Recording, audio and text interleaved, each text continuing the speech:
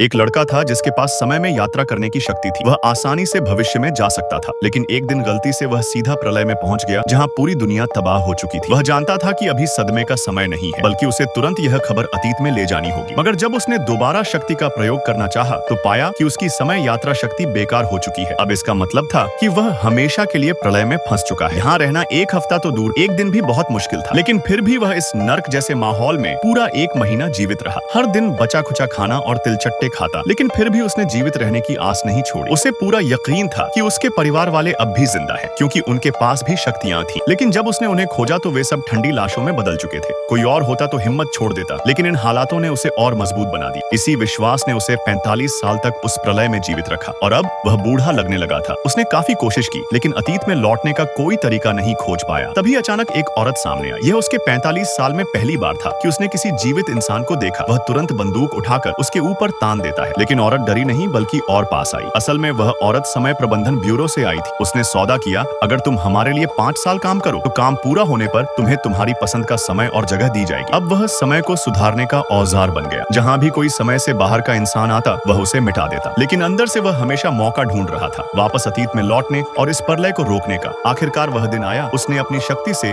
समय की दीवार फाड़ दी। उसका शरीर अचानक फिर से 13 साल का हो गया। उसे इससे कोई फर्क नहीं पड़ा, क्योंकि उसे पता चला कि अब से सिर्फ 7 दिन बाद प्रलय आने वाला है। उसने तुरंत समाधान खोजने की कोशिश शुरू की, मगर समय प्रबंधन ब्यूरो ने उसकी लोकेशन पकड़ ली, क्योंकि लड़के ने उनके साथ 5 साल का कॉन्ट्रैक्ट लिया था काम करने का। लेकिन लड़का बिल्कुल नहीं डरा। उसने एक साधारण चाकू उठाया और ब्यूरो के हथियारों को चंद सेकंड में मार गिराया। भले ही उसने उन्हें हरा दिया, लेकिन लड़के के पास समय बहुत कम था। अब उसके पास सिर्फ एक सुराग था, एक नकली आंख का गोला जिसका किसी तरह प्रलय से संबंध था। वह अस्पताल पहुंचा, लेकिन डॉक्टर ने बच्चा समझकर उसे भगा दिया। डॉक्टर ने सोचा कि यह आंख उसने चुराई है। लड़का गुस्से में आ गया, पर वह समय बर्बाद नहीं करना चाहता था। उसने अपने चौथे भाई की मदद ली। दोनों ने पिता पुत्र बनकर फिर से डॉक्टर से मिलने की कोशिश की, लेकिन इस बार भी उन्हें टाल दिया गया। आखिरकार चौथे भाई ने जबरदस्ती रास्ता खोला, लेकिन जानकारी से पता चला आंख का मालिक अब तक सामने नहीं आया था। इससे जांच फिर अटक गई और प्रलय और करीब आ गया।